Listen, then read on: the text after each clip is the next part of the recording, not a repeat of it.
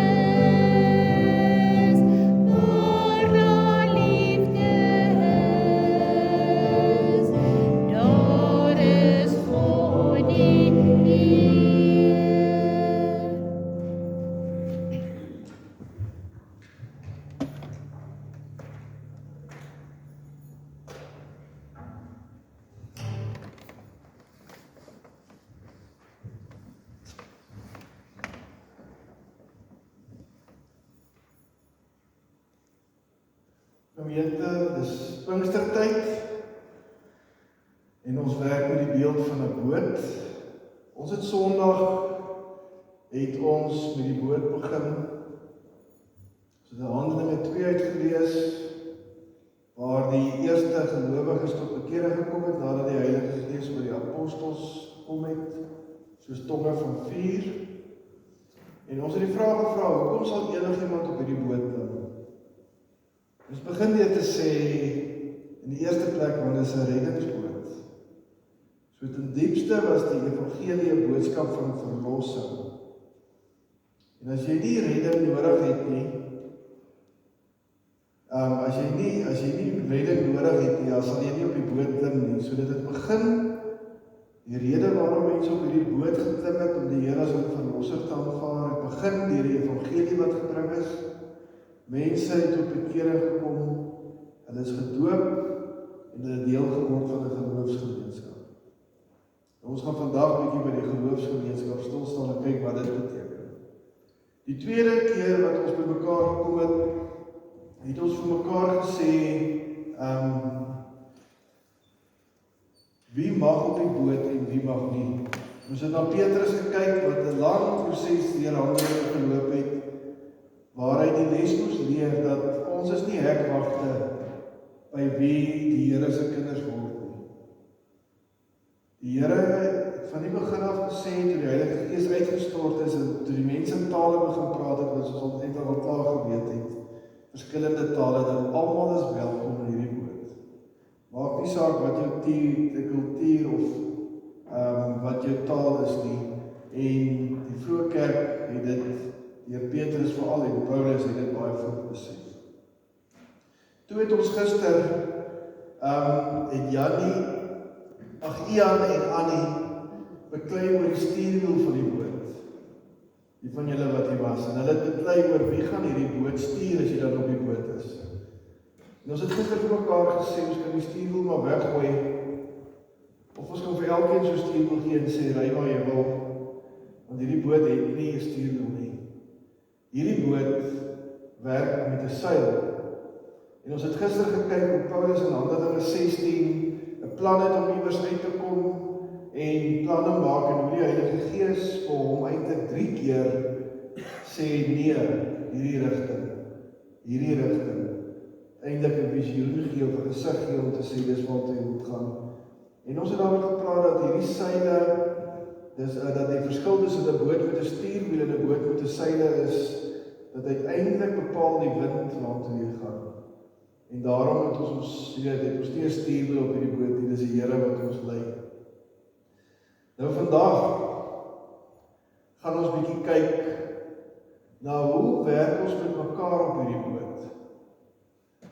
Want jy sien in die vroeë kerk, Handelinge, al die tekste wat ons die week gebruik kom met Handelinge uit, was daar 'n baie spesifieke manier wat die gelowiges met mekaar gewerk het, wanneer die Heilige Gees tussen 'n groep mense invaar en hulle mekaar sit. Maar voordat ons nou vir daar uitkom, ons gaan vir Ian en vir Annie weer vra om so 'n bietjie met ons te kom gesels en dalk so 'n bietjie in te lei vir vandag se tema. So kom ons gee vir hulle geleentheid.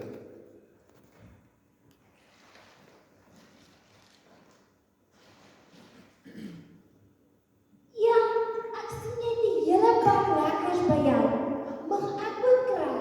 Nee, Annie, jy kry nie my ou eie, dis my eie lekkers, jy kry dit nie. Maar Ian, dis heeltemal te veel vir jou. Jy gaan maagpyn kry as jy al daardie lekkers eet. Dan kry ek nou maar maagpyn. Dis myne.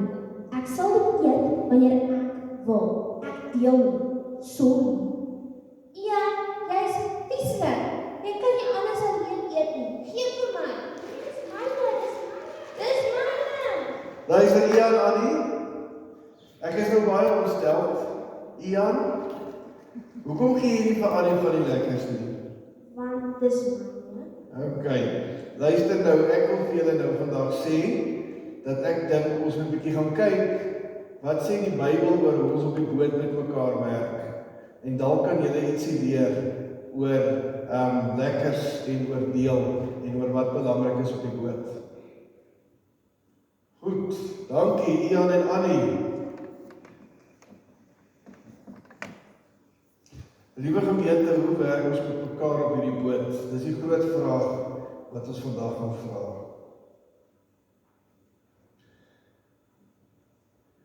Maar voordat ons saam lees, verder kom ons, ek gaan 'n lied skiep, is dit? Ons gaan nou lied 442 vers 1 en 2 sing, terwyl ons so sit.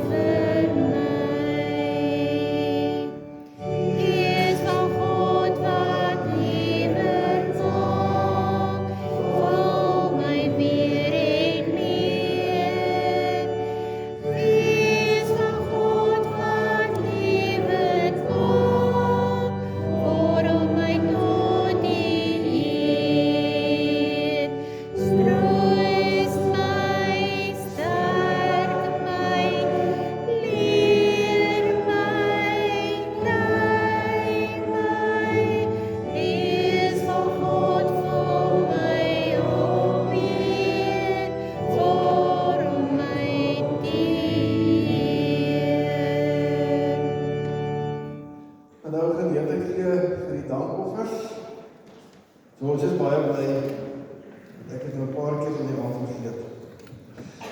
Terwyl ons dit doen, net so 2 afkondigings, ons het 'n karmag, so jy nie bekommer oor jou voertuig wat nie buite staan nie. En dan wil ek sommer net 'n bietjie terugvoer vir ons het gister oor 'n paar mense gepraat wat oomblik in die hospitaal is. Tannie Ria Q met 'n rugoperasie gehad, sy is uit intensiewe sorg uit, sy sterk aan. Ons weet wel sy het baie pyn op die oomblik, ons kan nog aan haar dink.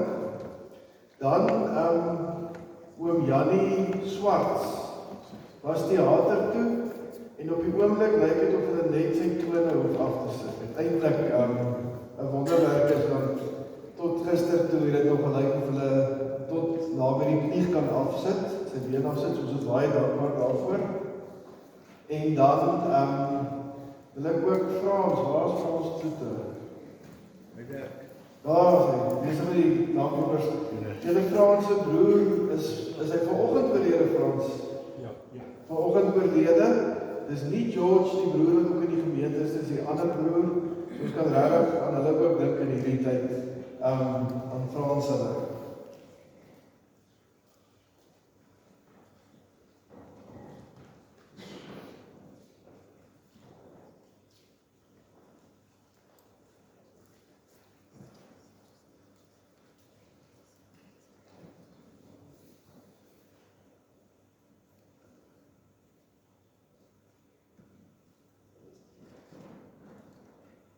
Die gemeente as ons so mekaar is, sê ons vir mekaar, ons vier nie die feit dat die Heilige Gees 2000 jaar terug gewerk het in die Groot Kerk nie.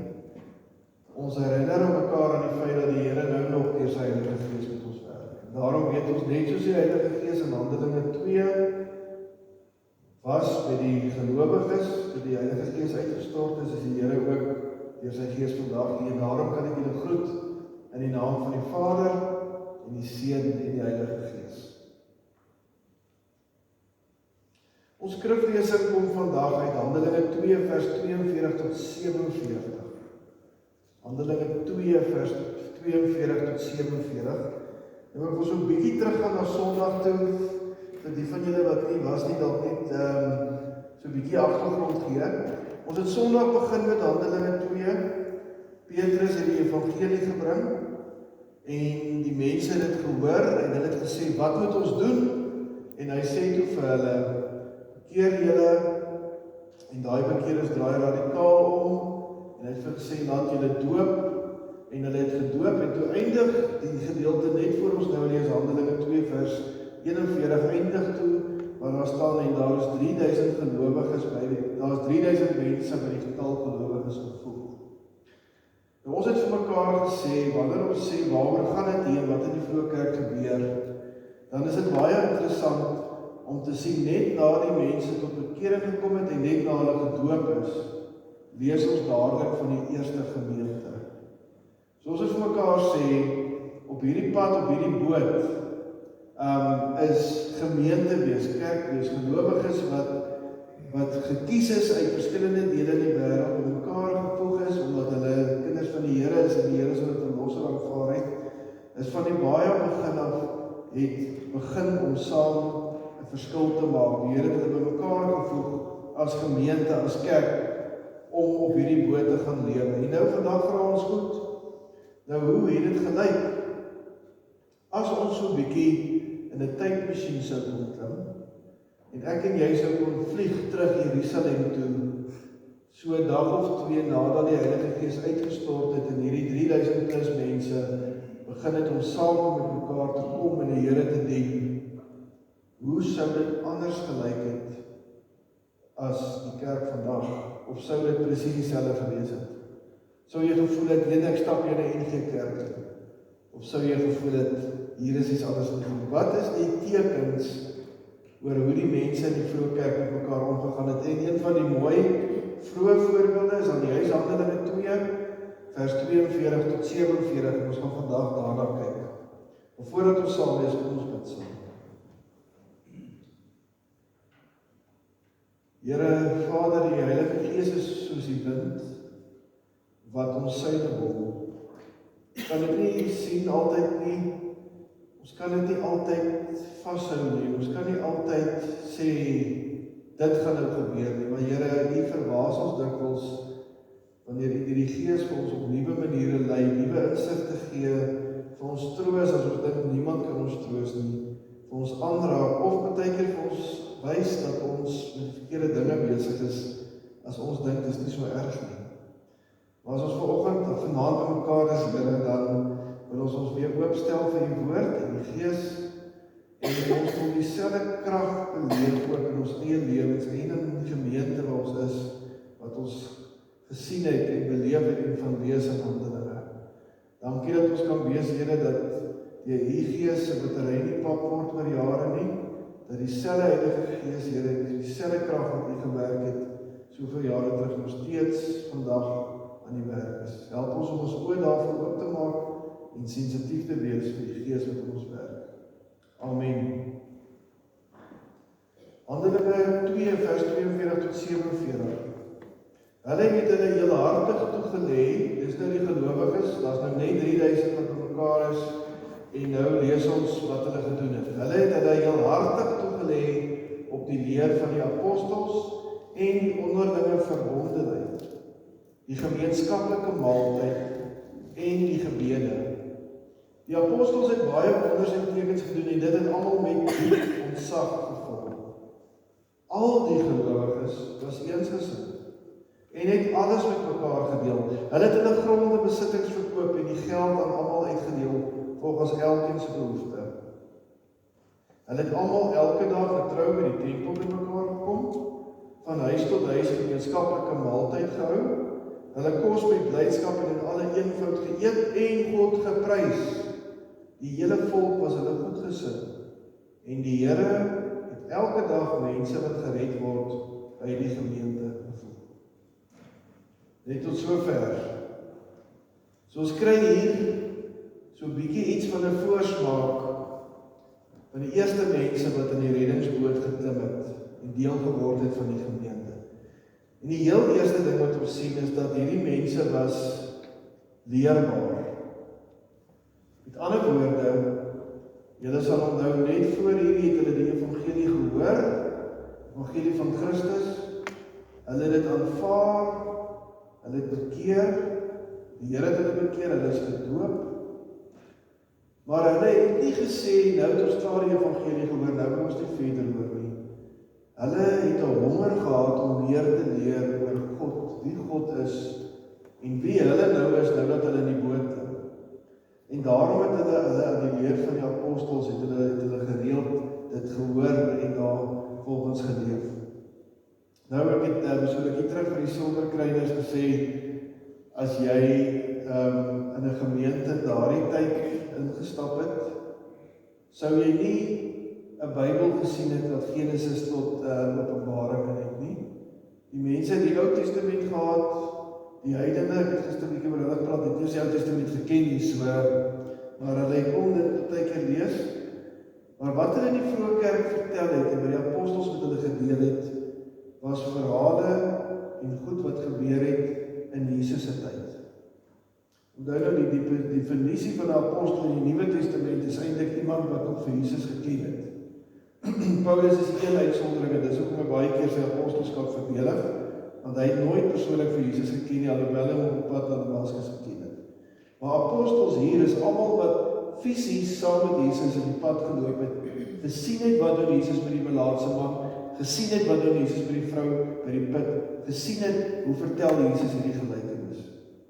So met ander woorde, hulle het op mekaar gekom en hulle het oor mekaar getuig van dit wat Jesus gedoen het en wat Christus gedoen het en wat dit beteken om in hierdie boot te wees en 'n kind van God te wees. En daarom was dit een van die eerste goed wat vir hulle belangrik was, is om hierdie evangelie boodskap te hoor, maar dit weer te herhaal en hulle te verdiep in dit waarmee God besig is. Die Heilige Gees is dinamies, bedoelend dat die Heilige Gees is altyd besig om ons nuwe goed te wys, nuwe goed te doen, nuwe goed te leer. So ons kan nie terugsit en sê, ons het nou al die kennis van God, ons weet genoeg, ons hoef nou nooit weer iets te leer nie.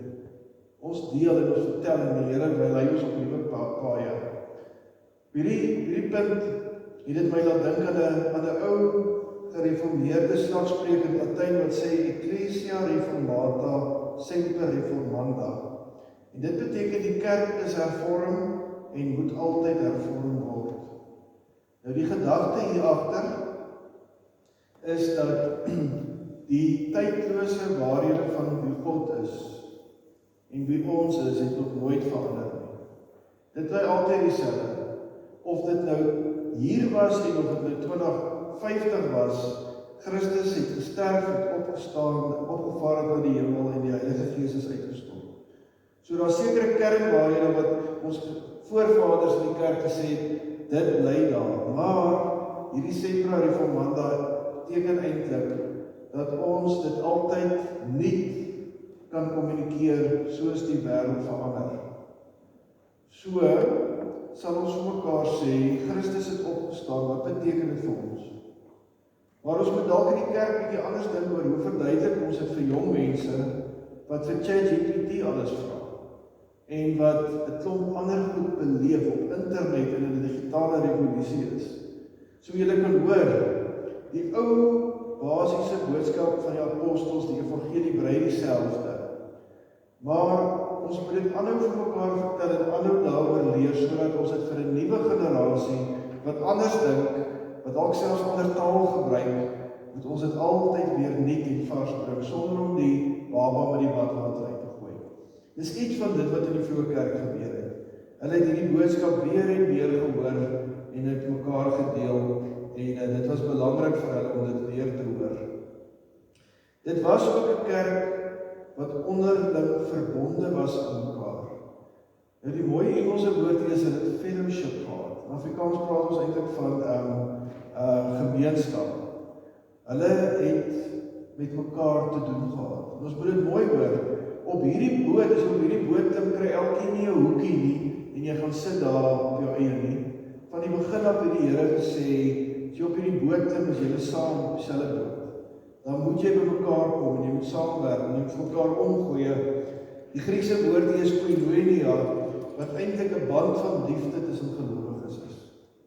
Alle woorde, In die gemeente, as jy aan die eerste mense op die boot dink, dan was hulle vir mekaar omgegee en dit het mekaar belang gestel. Dis belangrik. Dit was nie 'n plek waar hulle beklei het oor wie se is wat se sweets en lekkers nie. Iemand skryf hieroor en sê dit is eintlik maar familiebande. Hulle het eintlik van die begin af soos 'n familie saamgewerk. En daarom in die kerk praat ons baie keer van broers en susters, want ons het dieselfde Vader, God, die ons aanbid, en dieselfde Gees wat ons deel. So, hierdie mense op die boot, hulle het onderling vir mekaar omgegee en hulle was geheg aan mekaar, hulle het omgegee vir mekaar. Dan sien ons ook dat dit was 'n biddende kerk. Ander woorde, gebed is nie iets wat die Vrystaatse Hore van 1968 uitgedink het nie, of wat dit gelees het in die Bybel en gesê die kerk moet nou ook begin bid nie. Die heel eerste dag toe die Heilige Gees uitgestort is, toe die mense by mekaar begin kom, was daar 'n gebed. So hierdie gemeente het gebid saam. En gebed is ten diepste 'n ding wat ons doen as ons besef ons is afhanklik van die Here. Ons het die Here nodig. Iemand skryf daaroor en sê dat hulle het geweet hulle moet eers na God toe gaan voordat hulle na die wêreld toe gaan. En die manier om by God uit te kom en te vra wat is die Here mee besig, wat is die Heilige Gees mee besig, was om saam te bid en te vra, Here help ons, gee ons leiding, waant ons op pad. Dan was dit 'n godsvreesende kerk. Ons het 'n bietjie geskrik, ons skrik deesdae vir die woord godvreesend. Ek wil net kyk waar staan hy. Die apostels het wonders en tekens gedoen en dit het almal met diep ontzag vervul. Daai woordjie ontzag, amper wys ek net of myself nie met die point en dit sal nie help nie. Die woordjie ontzag net voor vers 44 is in die Grieks is God en vrees, godsvreesend. Maar dit is nie 'n woord wat ons gebruik om te sê, ek is so bang vir God, ek kruip agter onder die kerkbank weg nie.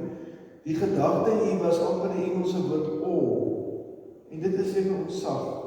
Maar dit was bedoel om met die diep bewustheid te lewe dat God hier teenwoordig is en dat hy by my is en dat ek nie net kan doen wat ek wil nie en dat ek nie net kan sê wat ek wil nie, want die Here sien my en hy werk deur my en hy's by my besig.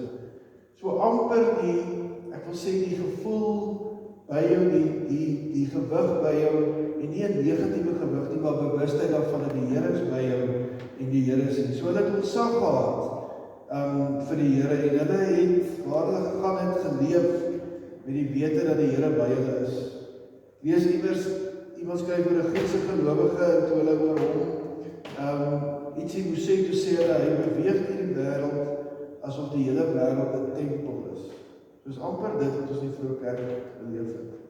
Of hulle nou by die tempel was of saam geëet het of saam gesels het of saam na die apostels geluister het, hulle was diep bewus van God se teenwoordigheid.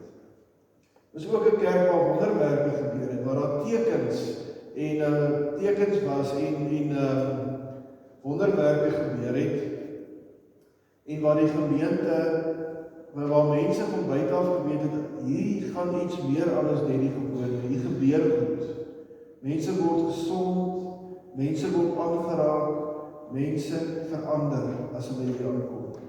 Nou ons weet nie presies wat hierdie tekens en wonders is nie, maar ons kan nogal dink dat een van die groot goed wat waarskynlik sou gebeur is, dat mense die wonderwerk van verandering in mense se lewens sou beleef.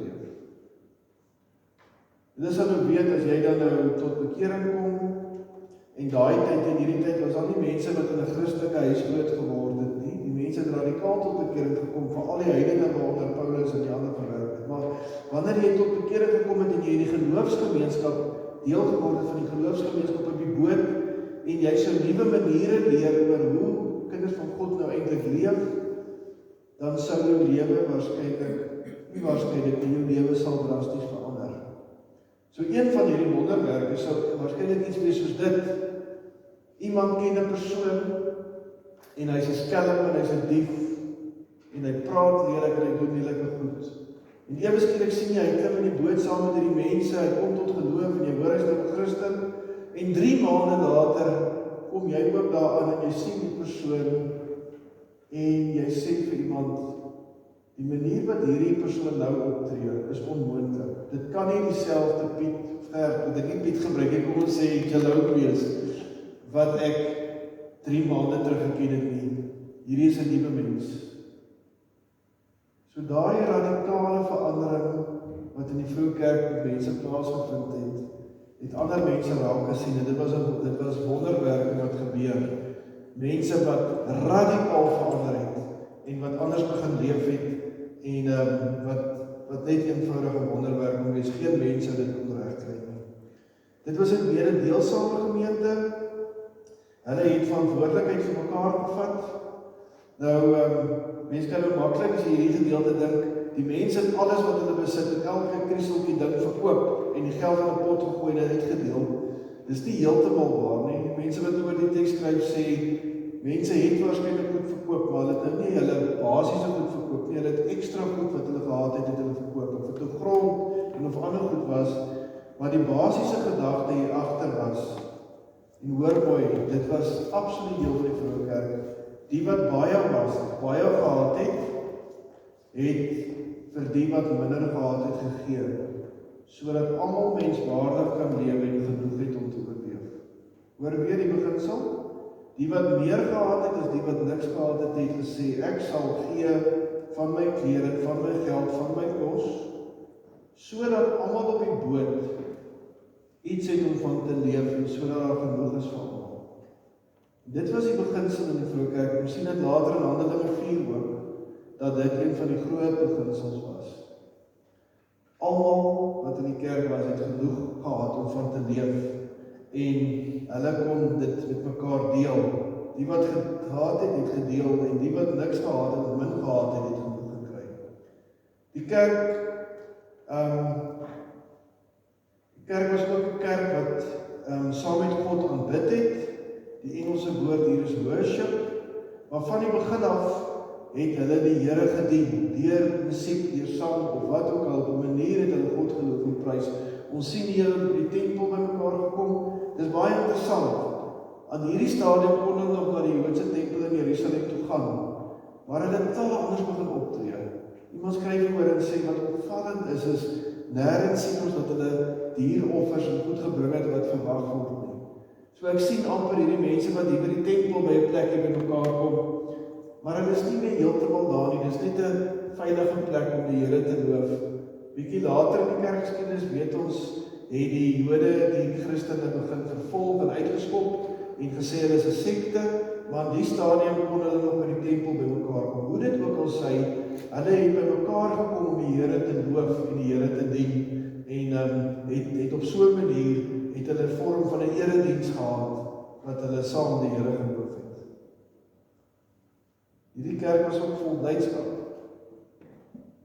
Wie dit raak gesien het nie, hier in die tweede gedeelte, dat by mekaar gekom van huis tot huis gemeenskaplike maaltyd gehou, hulle het kos met blydskap en in alle eenvoud geëet. So dis ook interessant dat blydskap 'n kenmerk was van die vroeë kerk. En dat hierdie mense wat op die boot is, eintlik altyd blymoedig was. En onthou nou, blydskap beteken nie, jy loop heeltyd met 'n glimlag op jou bakkies, eintlik in jou hart wat jy iemand doodmaak nie. Dit beteken die algemene gevoel tussen die mense was, ons het iets om oor bly te wees, selfs al het dit om hulle nie so goed gegaan nie. So die vroeë kerk was gekenmerk daaraan dat hulle saam geëet het en dit met blydskap gedoen het. En al hierdie dinge wat hulle gedoen het gemaak dat hulle aansteeklik was vir die mense rondom hulle op 'n goeie manier. Die mense rondom hulle was eintlik vir hulle goed. En dis manier ook om te sê, die kerk het niemand kwaad aangedoen nie. Hulle het niemand seer gemaak nie. Nie eers die mense buite die boot het hulle verneder of seer gemaak of kwaad gemaak. Hulle het so gelewe dat die wêreld na hulle kyk het en gesê, hierdie is goeie mense. En op so 'n manier was hulle getuie ook vir die wêreld daar buite. Nou, was dit vir my lekker oefening die afgelope tyd om hierdie volgende te doen.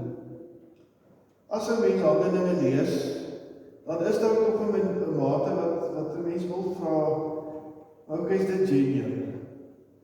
Is dit nie dalk Lukas se ideale prentjie van 'n gemeente nie, soos wat ons dalk 'n ideale prentjie van 'n munisipaliteit en 'n regering sou hê en sou sê, dit is hoe ons dit graag wil hê, maar dat ons dalk sê die werklikheid is dalk nie heeltemal so nie, want dit klink nogal te goed om waar te wees. Om alles mekaar te deel, om saam te eet en almal is vol blydskap. Dit klink amper te goed om waar te wees. So, 'n mens sou kon vra, is dit regtig of is dit Lukas se wenslysie vir die kerk? Was dit regtig so? Nou, ons kan dit nie met alles in die Bybel doen nie. Maar hierdie is nou regtig een van die voorbeelde wat ons na buite Bybelse literatuur kan gaan kyk. En ons kan gaan kyk hoe het mense die kerk beskryf wat in daai tyd geleef het.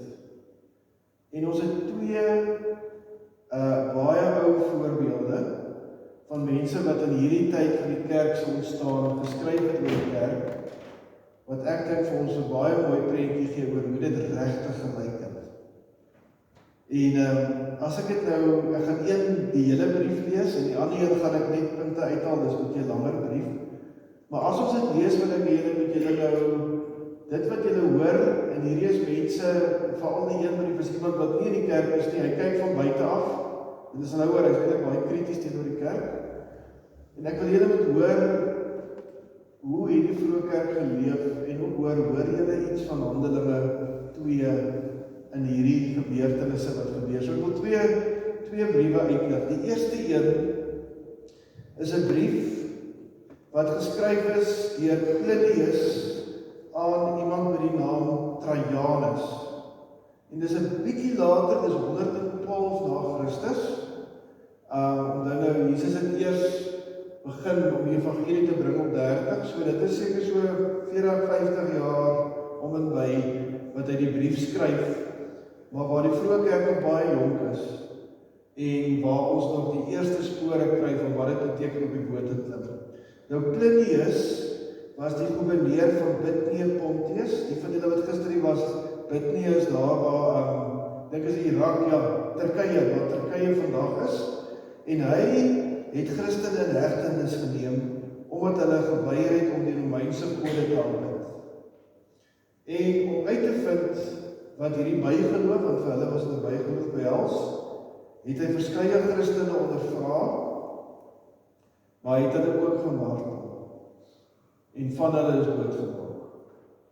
Veral 2 slavinne, wat diakens was in die kerk, wat hy in sy brief skryf oor, dat hulle het geweier om Christus te ontken.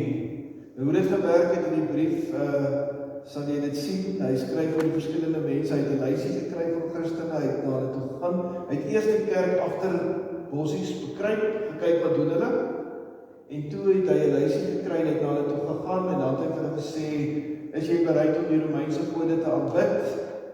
En as hulle nie was nie, dan het hy hulle seer gemaak, en as hulle dan later gesê het, nee, hulle sal nou die Griekse kode aanbid, dan het hulle dit gaan, en van hulle het hy toe nou gesê, moet hy eerder hy weg uitry. Maar hoe dit ook al sê, onthou nou, hy kyk baie krities na die kerk, maar in 'n deel van die brief beskryf hy net wat hy sien, en is daar waar dit interessant is. Nou iemand het vanmiddag vir my kom vra wie dit is, so julle kan die brief self gaan lees, hy is op die internet. Ek het nie hierdie een is bietjie lank, so ek het net 'n paar punte uit om uitgelig, maar dit is moontlik om dit te gaan lees. Een van die goed wat hy beskryf van die vroeë kerk is, en dit is 'n bietjie meer detail as Handelinge, is baie interessant. Hulle het gereeld op 'n Sondag, hy skryf net dit op 'n gereelde dag, want ons weet is nou Sondag, hulle het gereeld op 'n dag wat Sondag is, het hulle voor sonopkom by mekaar, sonsopkoms het hulle by mekaar gekom as gelowiges, en dan het hulle saam gesing. So sang was by mekaar, en nou skryf Plinius, dis vir hom baie vreemd, as hulle sing, hy het nie 'n idee eintlik waaroor dit gaan nie. Hy wil nou net hierdie mense kry om die Romeinse gode te aanbid. Hy seker as dit sing, dan lyk dit of hulle vir 'n God sing. So hy was reg, maar dis wat hulle gedoen het. So elke Sondag, voor Sondag het mekaar gekom, erediens gehad, saam gesing, en hulle het dit vir die Here gedoen. Hy kon sien, hulle sing nou nie vir mekaar Jan Pierewet nie. Hulle sing vir die Here. Die tweede interessante ding wat ek opgemerk het, en dit het vir my nogal geraak, is hy sê hierdie mense het 'n ongelooflike etiese kode gehad oor hoe jy leef en wat jy doen. Meer as wat hy in ander plekke gesien het. Hy sê hulle het 'n eed afgelê. Net so 'n bietjie agtergrond onthou, hy het ook nou gedink, hulle wil teen die keiser 'n politieke ding begin, dat hy hulle die keiser wil omvergooi, want hulle aanbid 'n ander god.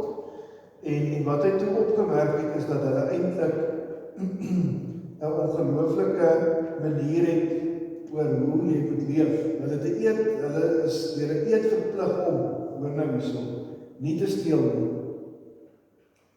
Glad nie. Op die boot het niemand gesteel nie.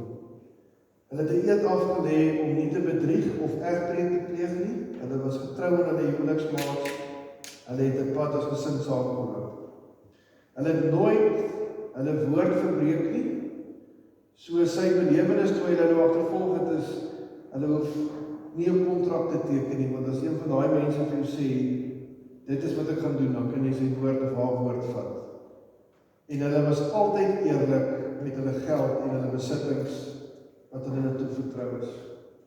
So hulle het was nie oneerlik oor hoeveel belasting hulle moet betaal nie. En ja, hulle het daai tyd al belasting betaal in die Romeinse Ryk. Hulle was oop en eerlik met wat hulle het, wat hulle doen, hoe hulle geld spandeer, en hulle het die regte ding gedoen. En as jy daai brief lees, dit was eintlik een van die groot goed wat hy gesê het. Hy het gesê, die mense, die Engelse woord is impeccable. Hulle is dood eerlik en opreg. Hulle lieg nie, hulle bedrieg nie, hulle is eerlik. Dan is dit interessant, en ons sien dit in Handelinge ook, hy sê hulle het gemeenskaplike maaltye gehad. Nou interessantheid in die Bybel sien ons twee gemeenskaplike maaltye. Een was nagmaal, maar dan was daar 'n gemeentemaal wat ons in Korintiërs ook van lees. En wat daar gebeur het is iets oor Handelinge. Die mense het bymekaar gekom, elkeen het 'n bietjie kos gebring en bymekaar gesit en dan het hulle kos gedeel. En die wat min gebring het, is tipies nou die voorbeeld van Handelinge, die wat net 'n broodjie kon bring en die wat baie kon bring het op die ou end gemaak het almal 'n lekker maaltyd kry. So dit was 'n Bybelse beginsel om 'n gemeenteete ook te hê. Maar hoe dit ook al sê, hy sê hulle het saam geëet. Hulle het na die oggenddiens het hulle later daai dag op 'n Sondag aanhou, het hulle bymekaar gekom om 'n maaltyd te deel. En dan skryf hulle lees daaroor dat hy verbaas is dat dit net 'n gewone normale ete is, dat daar nie ander goed betrokke is nie. Nou, waaroor dit hier gaan, is in die vroeë kerk het mense gehoor, die Christene sê vir mekaar, ons drink die bloed van Christus. Julle ken die nagmaalformulier? Dis die bloed van Christus, beker van danksegging wat ons drink. Nou, as jy nou geen kennis van die Christelike geloof het nie, en jy sou by 'n plek insloop en jy hoor, hier sê hulle, ons drink vandag die bloed van ons God. Wat sou jy dink? Of, nie eens God nie, Jesus Christus, so, kom ek maak het nou so 'n bietjie erger, om sê, jy stap by 'n plek in, en daar is hulle by mekaar, en hulle sê, vandag drink ons die bloed van Gert Johan. Wat sal jy dink? Jy sal dink, hierdie mense is kannibale. Hulle is vampiere, vampires. En dis presies wat die Romeinse Ryk gehoor het, en dis een van die goed wat hulle bekommer het. Hulle het gehoor, hierdie mense drink die bloed van Jesus, hulle maak mense dood en hulle drink hulle bloed. So dis ook wat Plinius in sy brief sê, dis interessant, hy het nou gekyk, maar hulle eet gewone kos, niemand drink mekaar se bloed nie. En dit het hom verbaas, want hulle het absoluut geglo, die Christene is kannibale, omdat hulle die nagmaal vier en die bloed simbolies oor bloed praat. En dan die sosiale ding by Plinius, die laaste ding by Plinius was sosiale opheffing. En hoor bietjie hierso. Hy skryf, daar was 'n radikale liefdadigheid.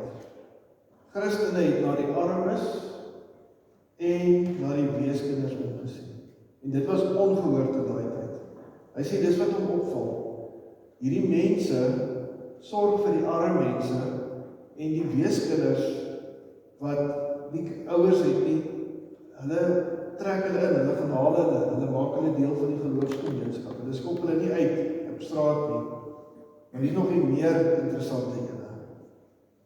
Hy merk ook op dat kom ek sê eers, in die Romeinse koninkryk en die Romeine het die manier gehad, en dis baie breed, so vergewe dit maar wat dit so was. As jy 'n kind het, en jy kan nie nog 'n kind bekostig nie, of 2, jy wil nie daardie kind hê nie, met ander woorde, 'n pa wil graag 'n seentjie en 'n dogtertjie, dan het hulle daardie kind eenvoudig net een kant gaan sit en los het hulle doodgaan. Dit was 'n redelike algemene praktyk, die Romeine het dit baie gedoen. Dit was nie vir hulle probleem nie, daai kind moet nou maar net daar lê en doodgaan en dan het hulle vir die kind ontslaag geraak. Maar hier is die ding wat Plinius by die kerk afgekom.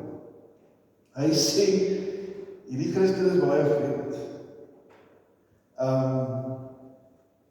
As daar, in plaas, ek kies dat ek het lees, hulle het die Romeinse praktyk verwerp om ongewenste babas buite te los om te sterf.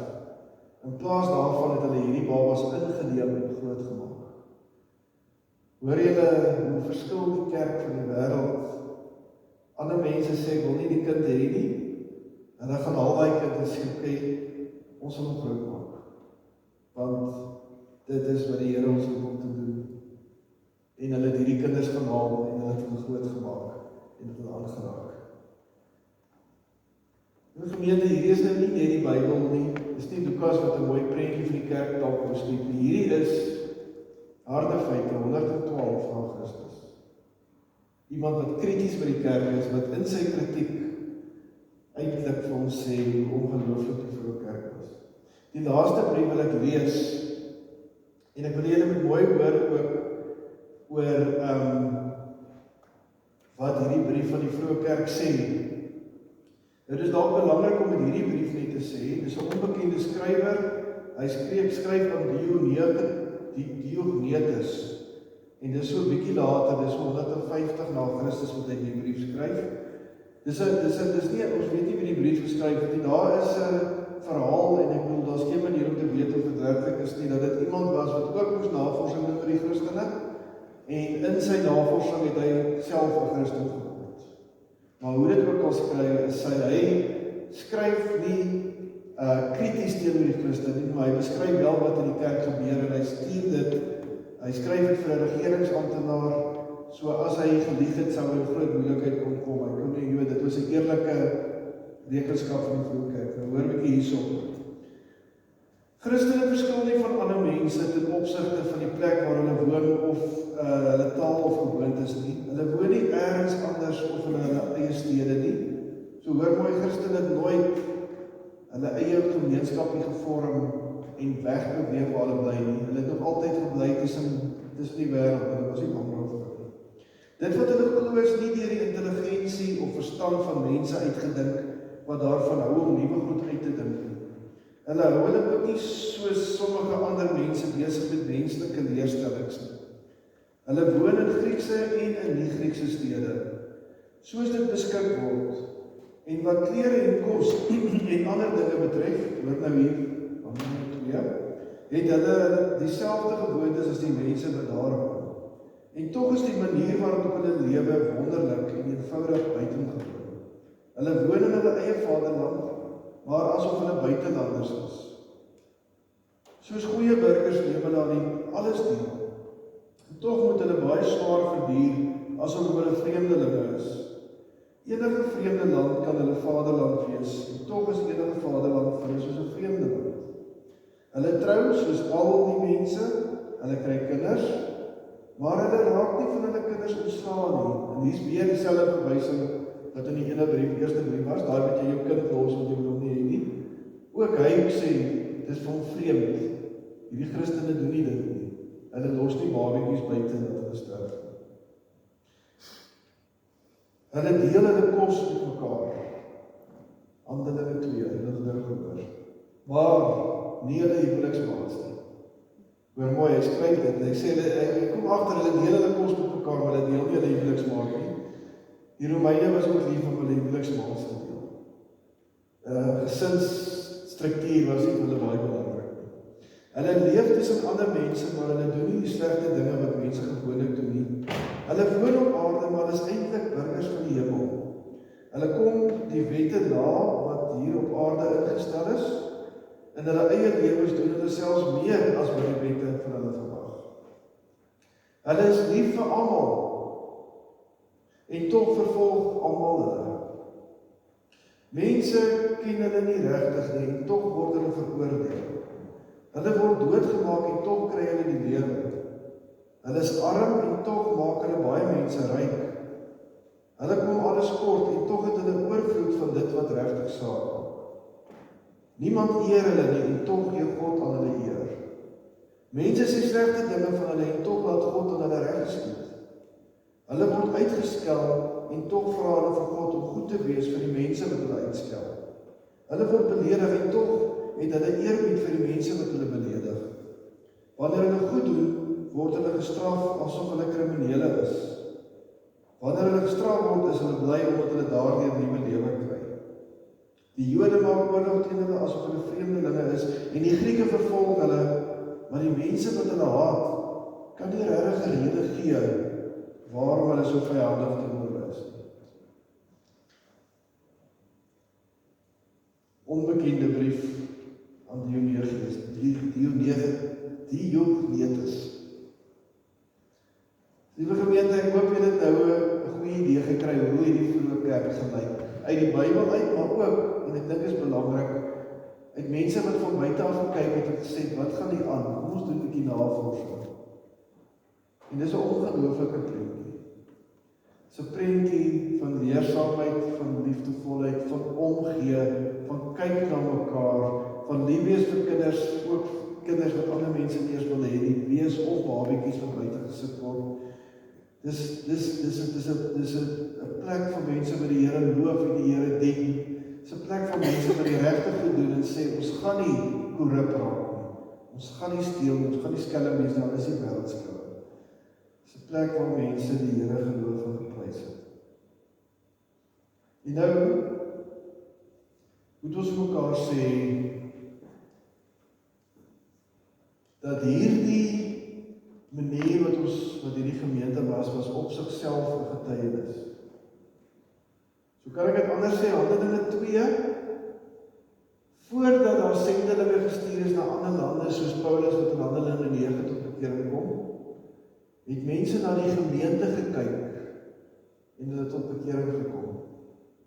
Het jy al so oor 'n gemeente gedink? Dat mense na 'n gemeente kyk en sê, ek wil ook van dit hê. Ek wil ook hierdie God ontmoet. En ek moet ook sê, ons moet nie net die ding in 'n erediens nie. Hulle het eredienste gehou, maar hulle het aanhou werk. Julle hoor dit in die laaste brief. Hulle het aanhou werk. Hulle het nie weggetrek uit hulle gemeenskap uit nie. Hulle het gaan werk. Hulle het aangegaan met hulle lewe. Maar of hulle by mekaar was, saam geëet het of hulle buite was, die manier wat hulle met mekaar gewerk het, oor mekaar gepraat het, as hulle nie by mekaar was nie, het vir mense gesê, maar wat gaan hier aan? Dis iets anders. En in Handelinge 2 kom mense tot bekering, nie net in die eerste plek omdat hulle evangelie hoor nie, maar omdat hulle kyk hoe mense op hierdie woord met mekaar werk. So miskien moet ons begin dink in die kerk, dat ons mekaar sê deur kerkmense doen ons sending werk. En ons mense raak en mense na die Here te lei. Ek wil afsluit deur te sê, die teensy daarvan het ek nou ongelukkig ook al gehoor. Ek wil dit noem. Die feit dat die kerk anders was in daai gemeenskappe, het mense se verbeelding aangegryp, en dis hoekom hierdie mense wat hulle skryf en aan navorsing moes gaan doen word, wat gaan hier aan? Maar die feit dat die kerk anders was as die wêreld rondom hulle, het ook veroorsaak dat mense sê, maar ons wil dit hê, ons wil ook dit beleef. Een van die groot goed hartseer goed wat ek by jonger mense, en moet ek ook nie meer jonger sê, kom ek sê mense van my ouderdom, wat ek by hulle hoor, die gemeentes waar ek betrokke was, en wat maak dat hulle niks van die kerk wil leer nie, is wanneer hulle my vertel, dat wanneer hulle by die kerk is, dan voel hulle kom net sowel daar in die besigheidswêreld wees, wat dit cutthroat is, en mense met mekaar met beklei en met mekaar met trap om uit te kom. Ek het dit al gehoor by 'n jong man wat in die korporatiewe wêreld is, op 'n kerkraadsvergadering is, bedank na die tyd. Hy sê vir my, weet jy, in my werksplek wat ek heeldag beklei met mense wat hulle werk doen nie, en wat nie eerlik is nie. En nou sit ek in 'n gemeente en ek het dieselfde feit. Iemand wat ontstel is. Iemand wat vir my vertel, sy voel, as hy die kerk is, en die manier wat ons met mekaar praat, kan ek maar sê, die persoon werk daar in die glaspaleis, in die munisipaliteit, wat iets sê van, voel vas is by die werk. Dieselfde houding, dieselfde jy begin met jou naaste niks, en al die goed is ook hier waar sy beleef in die kerk. Hoe kan ek sê, as ons nou wil getuienis verloor, dan moet ons dit doen. So wanneer die Heilige Gees in 'n gemeente werk,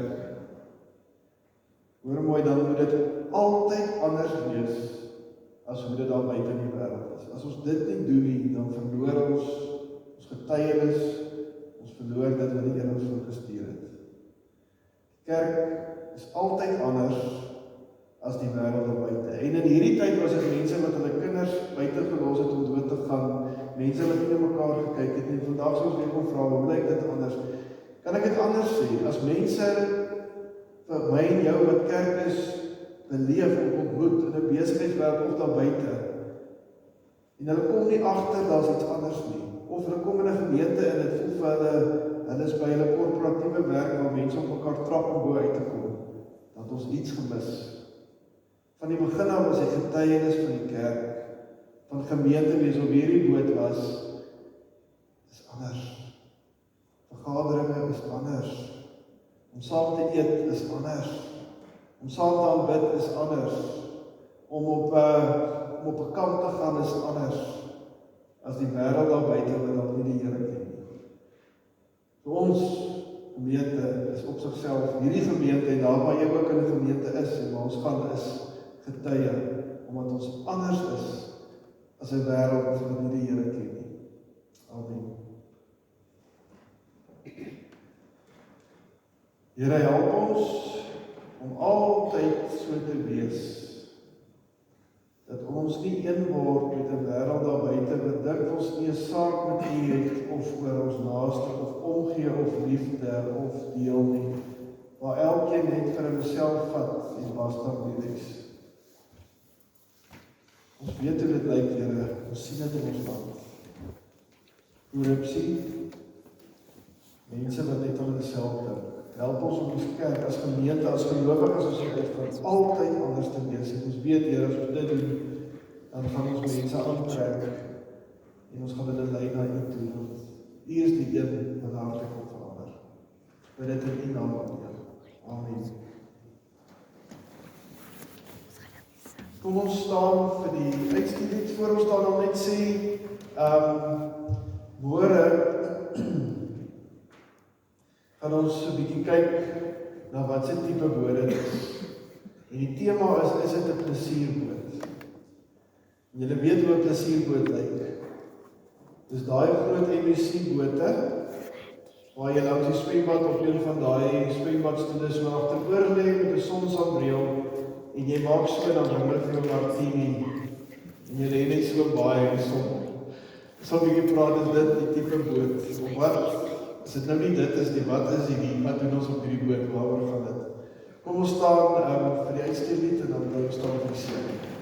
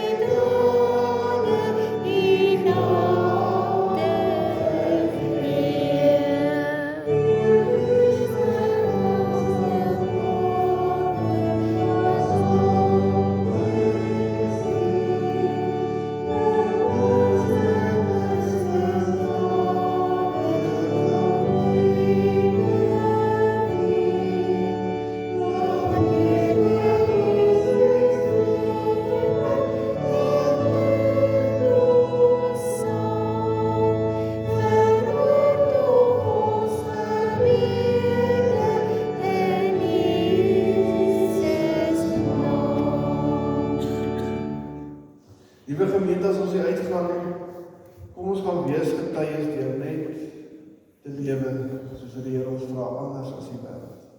Mag die liefde van God, die genade van ons Here Jesus Christus en die gemeenskap van die Heilige Gees by jou wees.